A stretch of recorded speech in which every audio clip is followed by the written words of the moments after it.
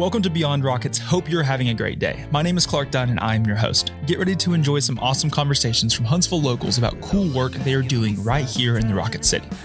You can connect with us on social media at Beyond Rockets. And if you're interested in doing a podcast yourself, I'd love to hear from you. You can visit my website, beyondrockets.com today, or connect with me on LinkedIn at Clark Dunn. Sit back and enjoy this episode of Beyond Rockets. Everything I liked except the way she talked to me every day. This episode is sponsored by Yellowhammer Brewing. Yellowhammer is a local craft brewery serving Huntsville for the past 14 years. They are known for their premium craft beers like their T-Minus and Rebellion, but what you might not know is they also offer spirits, wine, seltzers, and non-alcoholic drinks. Next time you stop by their location, try one of their seasonal cocktails made with the Gemini Bourbon or the Yellowhammer Vodka. Or try this year's big hit, Pineapple Punch Seltzer.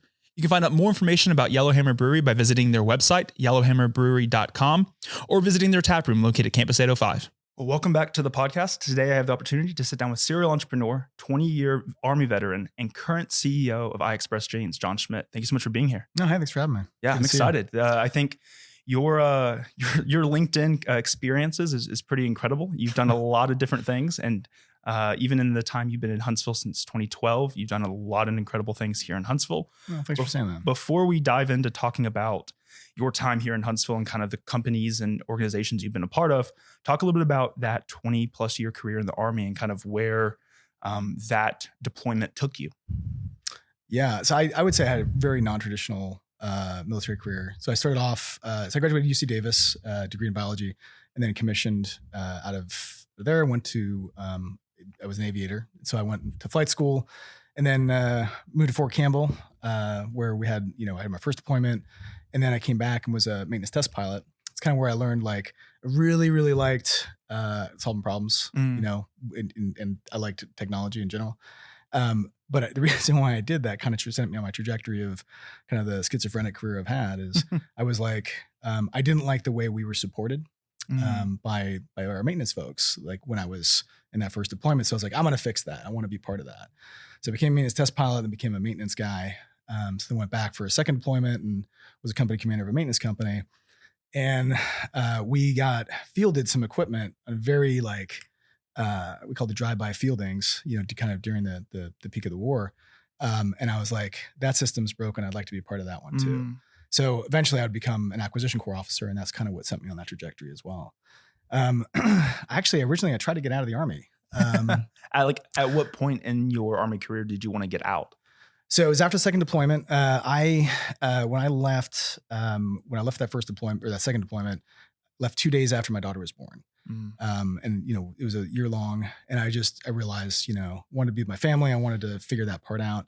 Unfortunately, I mean, I was approved to get out, and I was like, hey, this is great. But then my branch manager calls and says, hey, listen, we got this stop loss thing going. And so you're like number 10 on the list of 50 to come back to be individual augmentee in Afghanistan. And I was like, okay, I should probably just stick with what I'm doing. I enjoy it. And so I stayed in aviation. But I did get picked up for an appointment to go teach at West Point. And in order to do that, and this is kind of that weird part of my career, is I had to go get a master's degree.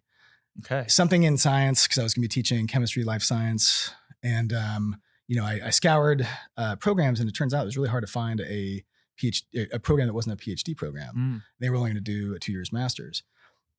So I found a program at Vanderbilt, and I got a master's in microbiology and immunology. So then you moved to Tennessee and did your master's there? Or I did. Okay. Yeah. So we were at Fort Campbell, just like an hour down the road, so moved to Nashville. So I got this degree in microbiology and immunology. Never thought I would use it. Never thought it'd be appropriate, but obviously it's sent me on a path where I am today with immunology. So I went and taught chemistry for 3 years. I was ended up being a course director. Kind of funny story. I didn't think I'd be teaching chemistry, and I honestly hated chemistry. I was like one class ahead of my students. You're like, I'll never teach this class. And no, now exactly. You're teaching it. Yeah, exactly. I was like one class ahead of my kids. My students, but it was a really, really great opportunity because I also got to teach, some pretty high impact, classes like the morality of killing and stuff like that. Kind of sent me also on a path of philosophical path of healing towards my trauma. Yeah.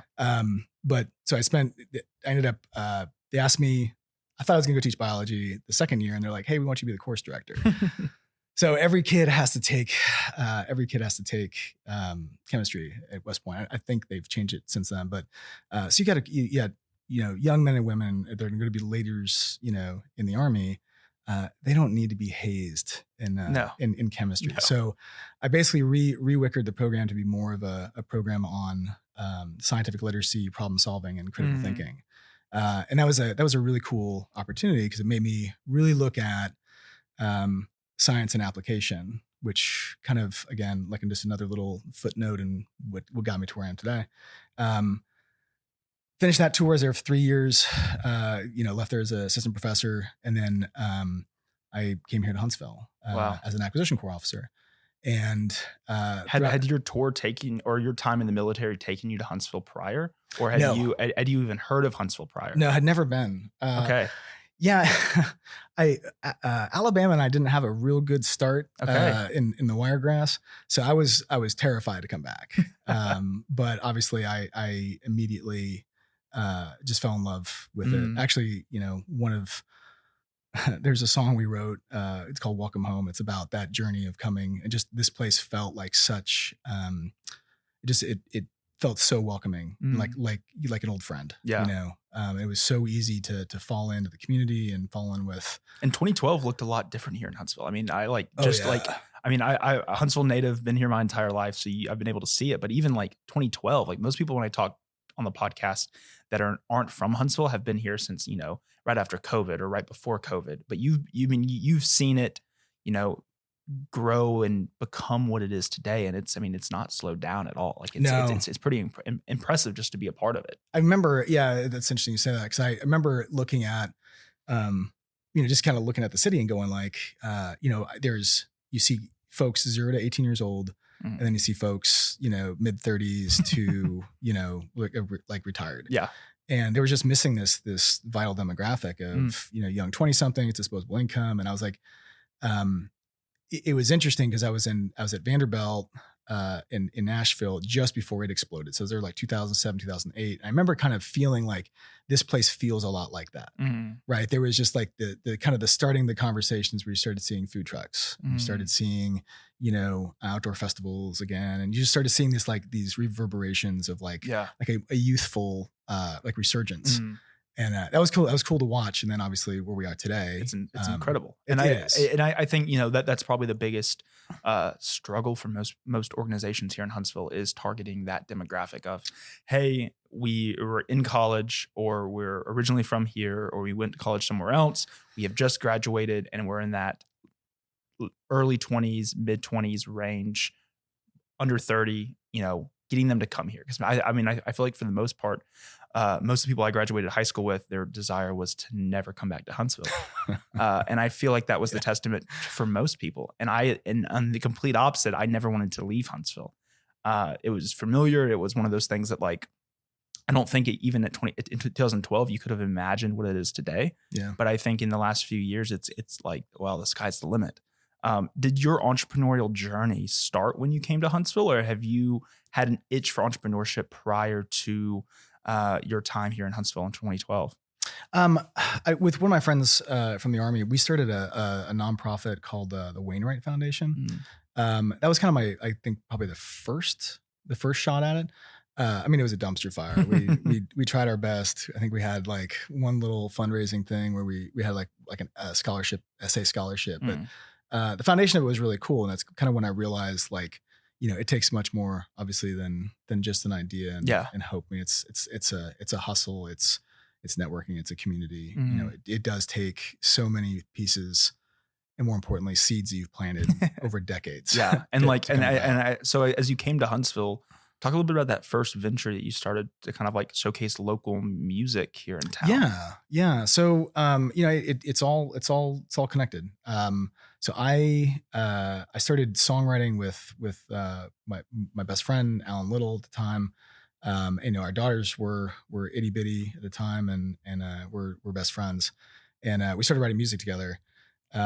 He'd had this vision of bringing together local musicians and kind of showcasing the talent. And, to give you an idea of the time frame, 2012, there was the the desire for aesthetics and art and whatever was definitely a different place than it was today. There's kind of this assumption that, art should be free and musicians should play for free at the restaurant because, they.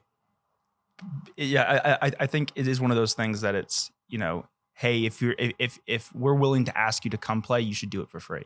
That's right. And it was a very frustrating thing. So what we try to do is we kind of built this community. It was a platform really to showcase, not just showcase musicians to the community, but kind of more importantly, like share with the musicians that there was a community here and it was worth staying here. Right. Because they were and like that was so early into this idea that Huntsville can be a music city. Like, agreed. I how difficult was that to like, I just imagine trying to coordinate with artists at that time here in Huntsville. It was not, I mean, there is so much talent here, so much original music, original talent. And it was awesome. I think we did over 20 shows over 5 years. Wow. And where were your shows typically at that time? So we started at like the VBC Playhouse. Okay. And then we really kind of found a niche, at Tangled Strings over at Low Mill, Danny Davis's shop. COVID, changed that dynamic because he went to full-time production and well, COVID changed everything for us. We had to shut it down. Yes. We did a lot of it and it was a very, very intimate kind of listening room experience. And that's kind of where we changed it to, where it was a very, musicians in the round, but then they would explain their songs and where it came from. And it was very kind and very intimate. And it was, I think we successfully achieved our mission of, introducing musicians, but also letting these musicians know that there is a home here for you. Yeah.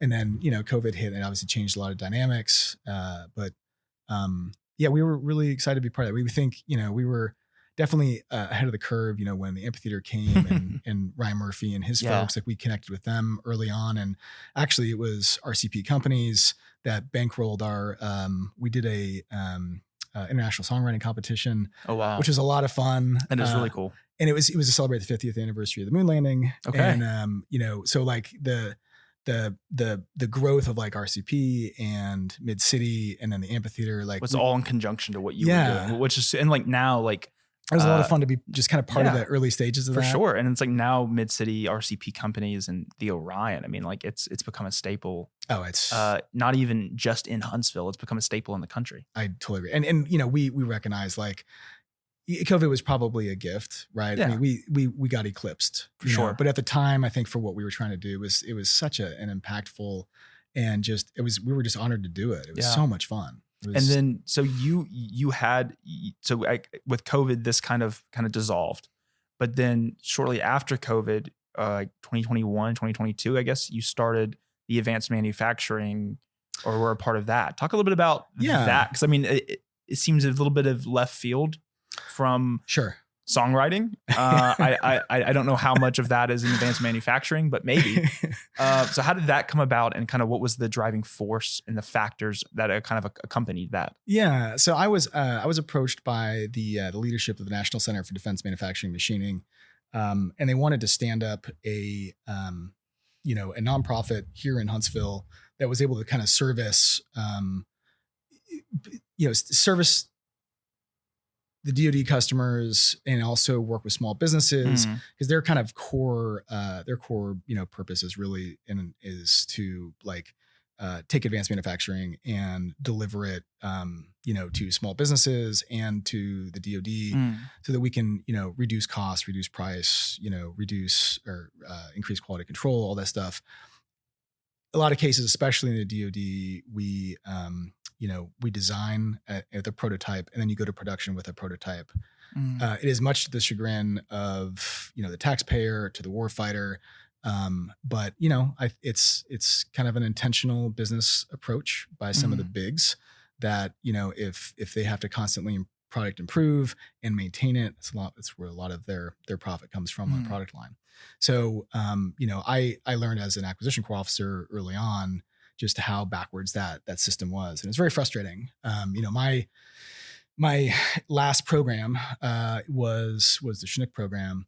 And essentially, it was a poster child for why I wanted to do and continue to serve the community in the role of AMIC was, the Chinook helicopter is a phenomenal platform, but the Block 2 program was essentially stuff we should have done 25 years ago. 3 years and $1 billion, and we didn't fundamentally increase capability. Wow. You reset it to be a platform that would continue in the future. At the same time, you had a company like Blue Force Technologies that took a completely clean sheet to first test flight of an electric vertical takeoff and landing aircraft in 13 months. Wow. So you talk about it's not a technology issue, it's a culture issue. So to stand up something here in town when the most expensive commodities that DoD purchases, aviation and missile systems, we have a true opportunity to reshape how defense acquisition works and how to influence it so that manufacturing is thought of earlier.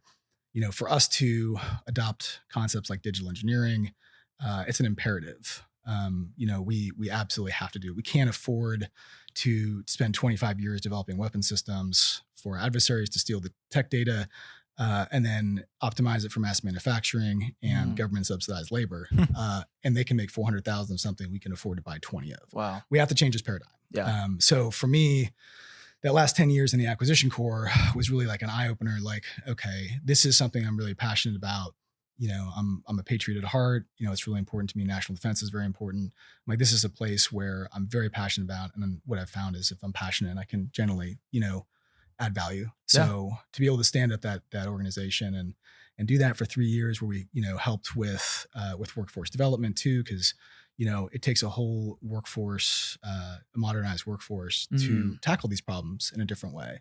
It's not throwing shade on folks, but when you design weapon systems like we did 25 years ago, and we're manufacturing them like 25 years ago, to just say, hey, we got to do it differently is a very hard. Yeah. Easier said than done. Very difficult. Yeah. So, it really did take, somebody like us as a nonprofit, as a trusted partner. Like, we're not here to make money off this or advocate for a certain solution. We just wanted to, help modernize our workforce and, provide access to a national network of solution providers, with the sole goal of solving a tough problem. So, I mean, it was, it does seem a little different than music, but it was a natural transition kind of the military, an opportunity for me to continue to serve in a meaningful way. And I think like you mentioned, if you find something that you're passionate about, that you have the expertise in, or that even if you're not only have the expertise in, but you're at least passionate about it, it seems like your mental fortitude to make that idea a reality has boded pretty well in your career so far.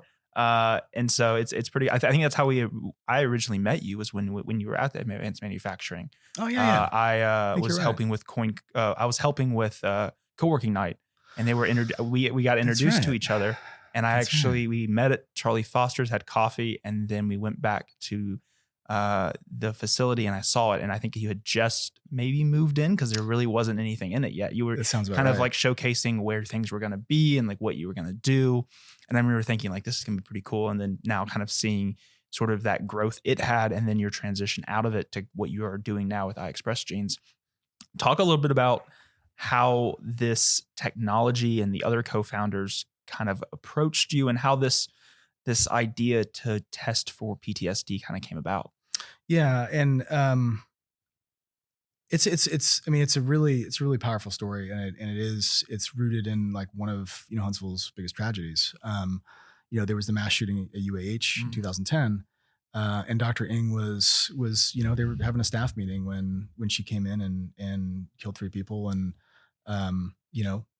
just wreaked havoc on that entire department. Dr. Joe Ng, the founder, he spent the next, year just observing this spectrum of resilience among the folks, the survivors of that shooting. And he just, I think we all have this inherent understanding of people who have experienced intense trauma. There's illness associated with it, and it's not just anxiety and depression, but there's illness, right? Like, in little known fact, it's you're 5 times more likely to have ALS and MS if you have PTSD. Wow. Sexual assault victims are much more likely to have rheumatoid arthritis, Crohn's disease, like you name it. There's a whole myriad of diseases that go along with it. So he had this thought and this idea that there was an immunological component to trauma. And so he got a small grant, and he had about 100 veterans screened for PTSD, and then took a whole blood sample. And we did, so Joe's, his life work has really been in RNA. Folks, are focused on DNA, and that's absolutely critical as far as, the dogma of biology. DNA makes RNA, makes protein. He's looking at RNA, and the reason why RNA is because if it's currently being made, it's currently doing something, right? If it exists, it's doing something right now in your body. And what we saw was dysregulation in a very specific pattern among over 90% of those individuals that were in 0% present in the control population. So fast forward, I met Joe. I guess it was 2018. Actually, I came here to Hudson Alpha, and he gave me a tour, and our good friend Peggy Salmon had introduced us. And we had, he almost as an afterthought, and this is how I remember it anyway. He's like, "Hey, you're a soldier, like you'd be interested in this." And this is years later. This is, and he showed me this slide deck, and we just said like, what's going on with this? And there was kind of this thought that, the sample size was too small and it wasn't really worth publishing. And we said, I'm like, Joe, we got to do something with this. And so at the time I was on the board, and still am, on the board of Little Orange Fish, mental health nonprofit here in town. And we did some fundraising, and we, with Dr. Ng's connections and, folks here at Hudson Alpha, we built this research collaborative. And we really furthered the research. And, fast forward today, we just finished a blind study with Wellstone, where, we have 0 false positives, and we had 1 false negative. And the false negative actually turns out to be a pretty important discovery, because you can tell the difference between a neurological depression versus a trauma-based depression. So,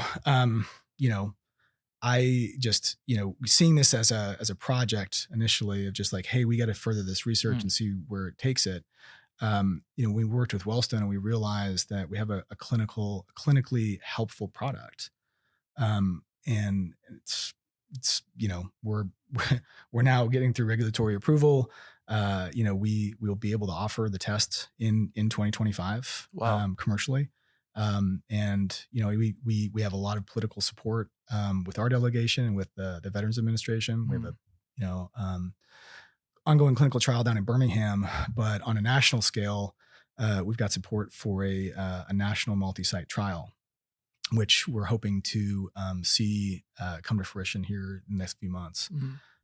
It's been a pretty incredible journey, and it really is an honor to be able to serve survivors of trauma. And the one thing that I'll say is just to clarify what this is, right, is we're not diagnosing PTSD. There is a very good analogy in a cholesterol test, right? So the 1980s, people thought you couldn't prevent heart attack or stroke or heart disease. It's the number 1 killer. And of course, we now have this simple biochemical test that we all take. Every one of us takes every year, that allows for early intervention that prevents heart disease. PTSD is created by an autoimmune disorder against our own stress. And we have a simple biochemical test that allows for early intervention that will prevent it before the disease state occurs. So, we don't prevent PTSD, or we don't diagnose PTSD any more than a cholesterol test diagnoses a heart attack. It shows the state of your body that if you don't figure out a way to manage your stress properly, you will have poor outcomes. Wow. And it's that TAI screening that y'all are doing that has that early detection. Yeah. So we call it the trauma autoimmune indicator. Okay. Yeah. And so what it really is it shows current dysregulation in a very clear fingerprint to show that, like, really, from a patient standpoint, obviously from a provider standpoint, it's a little more complicated, but from a patient standpoint, really it's kind of a stoplight, right? Green, hey, listen, you're managing your stress well, like, hey, great job. Whatever you're doing, keep doing it. Diet, exercise, life choices, you're doing a great job managing your stress. Yellow, hey, there is chronic inflammation present that's indicative of trauma or, unresolved trauma or stress. And if you don't do something about it, it will create poor health outcomes. And then, excuse me. And then there's the red, which is, hey, you not only have acute and chronic inflammation present that is due to stress and trauma, but it is currently causing disease. Wow. And it's incredible just to think that, you know, the amount of people, I think when most people think of PTSD, they think of people in the military. That's right. But you also have referred to it as trauma, and you've alluded to some of the other traumas that can be tested, or that kind of is supported by the research and the technology that you've that you're a part of. Talk a little bit about some of the other areas of trauma that you know iXpressGenes can kind of help detect. Yeah. So, you know, we have to completely relook PTSD. I mean, we have to just completely restructure it in our brains. We've lived 20 years during the war on terror. We think we know what it looks like. But we actually internally, we don't refer to it as PTSD. We refer to it as trauma-induced disease, because it's not just the anxiety and depression, DSM-5, diagnosis. It's all this other stuff. It's human disease that's created through trauma. 82% of PTSD costs in this country is not veteran related. Wow. It's a $230 billion problem in America alone. It's about $1 trillion worldwide. I mean, 7 to 12% of the population has PTSD diagnosis. And so, I mean, we're talking about a problem that if we can get in front of, I mean, the avoidance of human suffering, if we can, and more importantly, if we can intervene just 3 years early of what would have been a PTSD diagnosis, we estimate we can save about $500,000 in healthcare costs per person. Wow. Yeah. So that data comes from a pretty enormous study, about 58,000 medical records. The fascinating part of that is the majority of that cost is not mental health related. Wow. And I think, I mean, that's one of the, I like just trying to wrap my head around just how much of an impact iXpressGenes can have, not only in the state, not only in the country, but in the world. Yeah. What was that sort of that journey like from that initial conversation in 2018 about this? You come here, you tour, you learn about it for the first time, to then now in 2024, October, you were appointed as CEO. Like, what was that journey like to kind of just casually get involved to now being really involved? You asked me about, my military career and this path. And I mean, I think even doing the music stuff and learning how to set up an LLC and do billing and invoicing and, insurance and, I think all of that stuff, and then getting a degree in immunology that I didn't even know how to spell it at the time. Yeah. I think it has all come to a culmination where this is where I'm supposed to be. I'm incredibly grateful for the journey I've had. And I've always it never made sense, right? Like I would explain my career, and it's just super weird, right? Yeah. It's like is this like, are you quoting a story? Like, is this right? a movie, or is this like what you actually experienced? Like, no, like this has been my life. It is literally like ADHD in a resume, and so, today, if I look at it holistically, it's all set us up,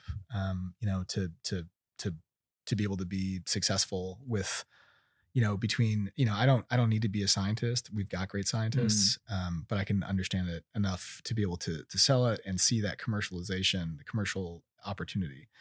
And then, being able to stand up a business, an organization that eventually became, profitable.